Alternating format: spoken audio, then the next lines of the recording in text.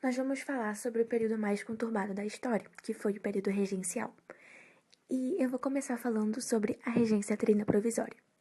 Na madrugada do dia 7 de abril de 1831, Dom Pedro I abandonou o governo brasileiro, porque ele não estava suportando mais aquelas pressões políticas que ele estava sofrendo. E, consequentemente, o seu filho mais velho, Dom Pedro de Alcântara, tinha 5 anos só, e ele não podia governar com 5 anos, né? Então, a Constituição de 1824 previa que até ele alcançar 18 anos de idade, um parente mais próximo, que tinha que ter mais de 25 anos, deveria assumir o cargo. Mas esse parente também não existia, e o Estado brasileiro assumiu uma regência provisória. Como o Poder Legislativo não tinha tempo para responder a essa atitude inesperada, os membros do Poder Legislativo indicaram senadores, como José Joaquim Carneiro de Campos e Nicolau Pereira de Campos Vergueiro, e o brigadeiro, não sei por que ele se chama assim, Francisco de Lima e Silva, para formar essa regência.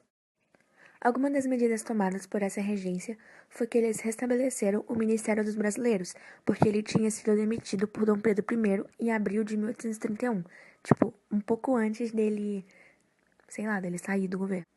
Eles decretaram uma lei que restringia as atribuições do poder moderador. Tirava deles o direito de favorecer títulos de nobreza e premiações e de dissolver a Câmara dos Deputados. E todas essas medidas foram tomadas para suavizar toda a agitação política daquela época, porque estava um verdadeiro caos. 3 meses depois da regência provisória, teve a regência permanente, que durou 4 anos. A ascensão de Dom Pedro II ao trono, simbolizada a unidade e o poder centralizado, era o desejo de uma parte da elite, preocupada em manter a ordem e temerosa de novos conflitos. Um movimento chamado Regresso passou a ser articulado,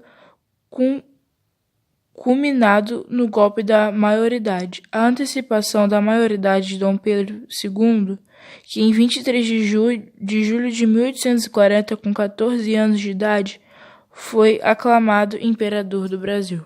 O jovem imperador, celebrado no nascimento, teve sua infância definida por José Murilo de Carvalho como sendo a de um órfão.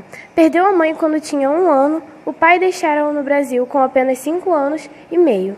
Restaram cartas de relação entre o jovem imperador e Pedro I, que expressavam muito carinho e saudades. Pedro II recebeu uma educação esmerada, disciplinada, pensada para a formação de um monarca humano, sábio, justo e honesto, constitucional, pacifista e tolerante, isto é, governante perfeito e dedicado integralmente às suas obrigações, acima das paixões políticas e dos interesses privados. Seu casamento com a princesa Teresa Cristina foi importante para o Império, mas uma decepção pessoal. Segundo o biógrafos, teve 4 filhos, contudo, os meninos morreram pequenos. As filhas dedicou tempo a uma esmerada educação, contrando tal tarefa de uma figalda baiana. Luísa Margarida, condesa de Barral, com quem compartilhou o exílio após a morte da imperatriz e cuja relação durou décadas, tendo ficado registradas em inúmeras cartas. Diferente do pai, sua vida privada não era motivo de escândalos. A aplicação nos estudos e o incentivo dado às ciências, às artes e à literatura fez o monarca ser conhecido por intelectuais como um erudito.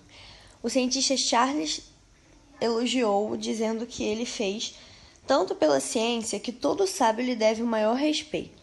Participava das sessões do Instituto Histórico e Geográfico Brasileiro, da Academia de Medicina, da Escola Politécnica e dos exames no Colégio Pedro II.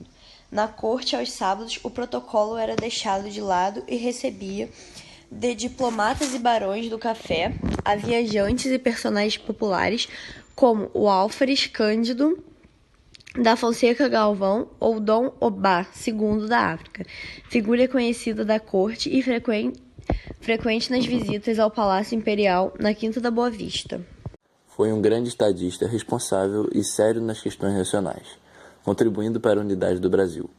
Promoveu a modernização do Brasil, apoiando empreendimentos de Irineu Evangelista de Souza, o Barão de Mauá, que trouxeram a industrialização e o progresso para o país. No entanto, não agradou a todos. Desde 1870, com o fim da Guerra do Paraguai, enfrentou um grande desgaste político. A questão da abolição era pauta constante nos debates entre abolicionistas. O fim do tráfico e a abolição da escravidão nas Américas colocavam em xeque o sistema. O movimento republicano ganhava terreno, especialmente com as ideias positivistas, que combatiam a monarquia em nome do progresso. O imperador e a monarquia caíram em 15 de novembro. O imperador, exilado em Paris, morreu aos 66 anos de pneumonia aguda no pulmão esquerdo. Em seu funeral, honras militares e um imenso cortejo de 2.000 pessoas acompanharam o corpo.